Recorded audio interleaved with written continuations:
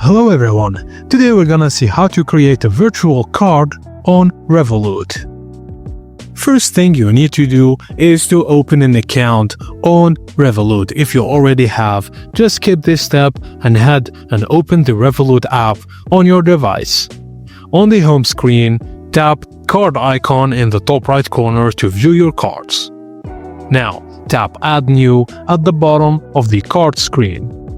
Choose the type of card you want, for example, virtual or physical. In this case, we're gonna do a virtual one. If you choose a virtual card, pick a design and a color, then tap Get Virtual Card.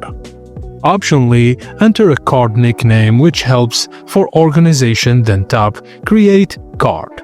And voila, your new card is added and ready to fund and use instantly. You can do it for instant global payments, secure and controlled, and budget tracking. Thank you guys for watching, and please don't forget to like and subscribe for more.